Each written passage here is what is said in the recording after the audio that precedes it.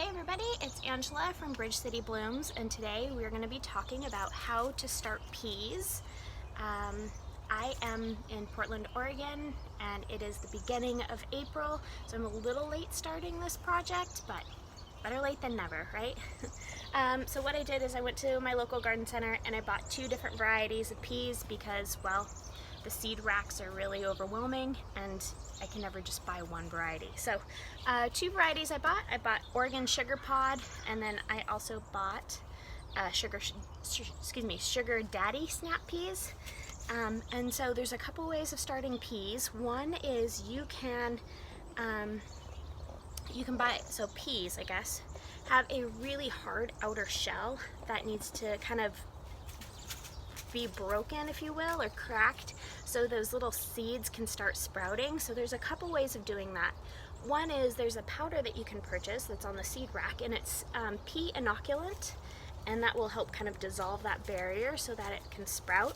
Or the two ways that I do it are I have these little containers, and each variety got its own container, and I soaked part of the peas, part of the bag overnight, and you can see that they started sprouting, which is kind of fun.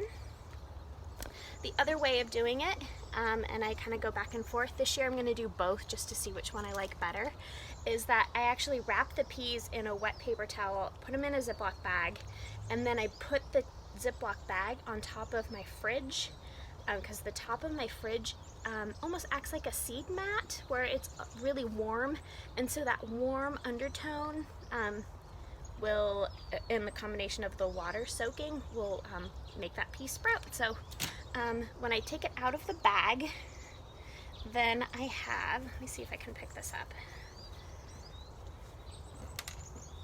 Well, anyway, this is not gonna work.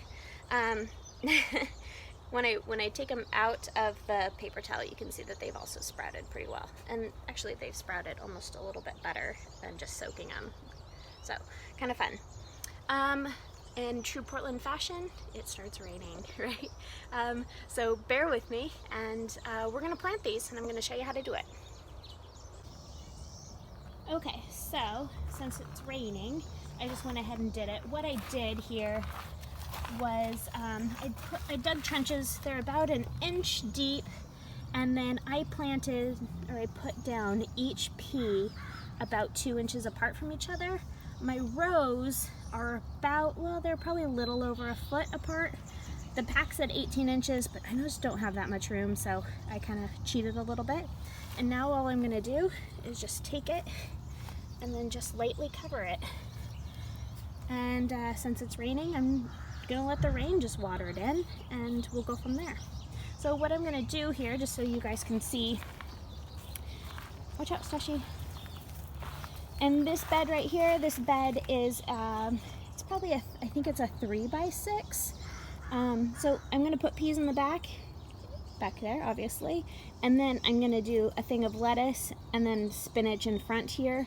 Because this bed, while it does get full sun, it also gets shaded by the neighbor's trees when the leaves start coming out. So the shade will actually help prolong the season of this bed.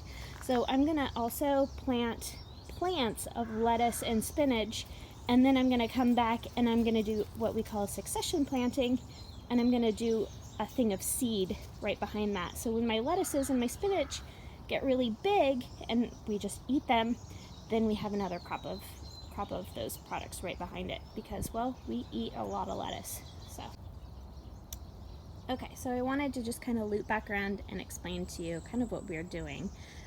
So what I did was we just planted the peas. There's a row in the very back, there's a row in the front of this trellis. Peas are a vine, so they do need a trellis to grow on to give them support.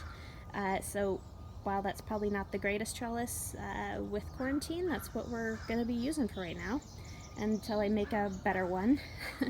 And then what I should have mentioned as well was I called my local garden center and I did a curbside pickup. So everybody was safe. The garden center was really lovely. I told them what I wanted, and they brought out actually a few options for me to plant, which is really great. What we decided on was we did romaine lettuce right here, and then we have spinach up front below. And so like I had mentioned earlier, what I did was I did the 6-pack planting of plants just because it's so late in the year already. I am about 3 weeks behind my normal schedule, which, you know, is why I started with plants at this point. So I did plants, and then, excuse me, there are seeds planted in between. So we have that succession and that constant growth. So anyway, there you had it. So this is this bed right here. The other pea went into this bed with that kind of metal trellis, which is so much better. This is a completely different bed. This is a 4x8 bed. It's a pretty good sized bed. So we are gonna do peas back here, and then in about 6 weeks, this bed also becomes hot planted stuff. So this is gonna be tomatoes and beans and peppers and all cucumbers, all those other fun things. So that's what this bed will be. So anyway, so there you had it. If you guys have any questions, that's actually bok choy that went to seed, but it's just way too beautiful for me to pull out. So I'm leaving it right now just so I have some cheery color in my garden. And there's the future. So like I had mentioned before, if you guys have any questions about anything, I am an organic gardener, which means I don't use pesticides on anything, and my fertilizer that I use is actually a compost tea that I brew myself, and we'll talk about that in probably another video. But feel free to contact me.